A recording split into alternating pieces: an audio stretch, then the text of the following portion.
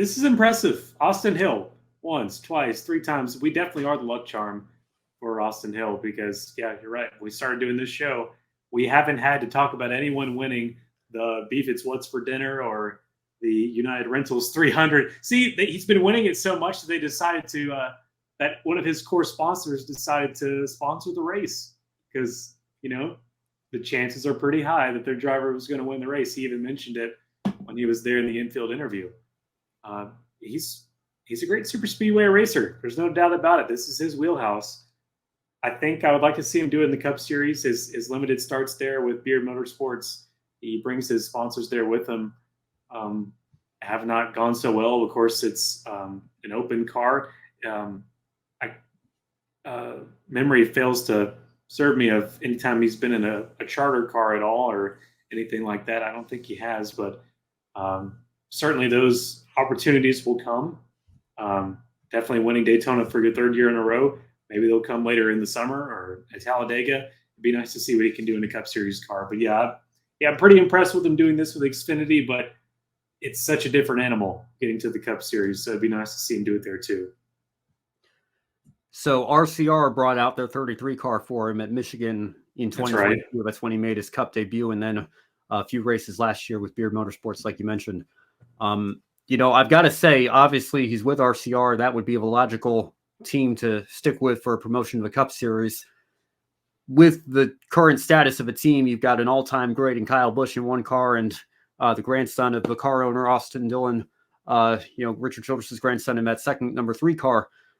I don't know, but unless they're willing to buy a charter and expand to a third car team, and maybe Austin Hill is proving he might have the talent to justify that, bring that 33 car back full time. And although there's also the Brody Kostecki conversation, what is he going to do? Is he going to emulate Shane Van Gisbergen and come over here in a couple of years? Who knows? But I don't know if there's necessarily a ton of room at the end for Austin Hill to move into that team in the Cup Series at the moment at RCR. So going to be interesting to see where his career path goes. I know he's also been around a while. He's a fair amount older, certainly than his teammate Jesse Love, who we'll talk about here in just a moment. But certainly on super speedways for sure. And I would even argue, on all types of tracks, we've seen him putting good runs here and there. But specifically this season opening race, I mean, there's not really much more you can say about the job that he's done. It is hard to just finish 3 of these in a row, let alone be up front. And again, it seems like nothing could stop him because he got caught up in one of those early incidents. He had, a repair job on his right front fender. Going to make for an interesting race when diecast, I suppose. But that's what I thought. Yeah, like all the duct tape on one side of the car. I mean, yeah, and shout out, they were mentioning in the booth to his pit crew for doing such a good repair job on that car, but it allowed him to come back up through the field and still win the race anyway. So a phenomenal job by him and that team. What did Jesse Love prove here in his debut with such a good run at Daytona? He proved that the jump from ignoring trucks, the Craftsman Truck Series completely is okay for him. That's impressive. The most laps led your first time out there, and RCR equipment. Andy Petrie, which did a fantastic job in the Fox booth, by the way. I think he lifted that Xfinity broadcast way more than it ever would look to achieve. I think that was really good job there with him. Although, he's got to, because, the RCR cars are his. So how can he not? I mean, that's why they bring him in there, because they're expecting Austin Dillon to do really well, and also Jesse Love. So it was interesting to hear his thoughts about that. And it would have been really interesting if Austin Hill's win was taken away there by the former teammate, Sheldon Creed. It was coming really close there at the end. But yeah, Jesse Love, really good night in the 2-car, and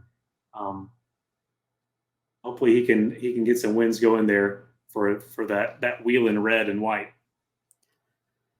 So again, maybe this, was a callback to the conversation we were having earlier, the culture of the truck series and everything. It hasn't always been a step on the development ladder.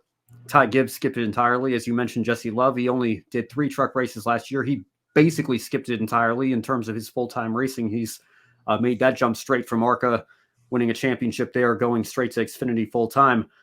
And I think, it really speaks to his talent level that he's been able to do that. And, again, obviously, Daytona is not indicative of the kind of racing you see throughout most of the calendar year in the NASCAR Xfinity Series, but certainly is off to a good start for him. And I think that, with how much he was able to stay up towards the front of the field all night, and again, unfortunately not getting the result that he deserved based on how well he ran, but it certainly speaks to what we can expect from him later this year. And I mentioned in the chat room of the roundtable that I think it was Joe, Jonathan Field, and Matthew Bro were doing a couple of weeks ago, or maybe that was just last week. I don't know. The time is all screwed up for me based on how this weekend went. But they were asking, is Jesse Love going to, perform?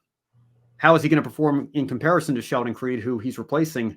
And I made the bold prediction that I think Jesse Love might even outrun Sheldon Creed this year. I'm that high on his talent. I think that he is a very special young driver. And again, there's probably going to be some growing pains the first start of the year, but once he gets these Xfinity cars figured out, I would not put a run towards the championship four past him. And I know that, that might sound a little bit premature to say about somebody of his age who is just coming in for his rookie year, but that is how highly I think of his talent behind the wheel of a race car.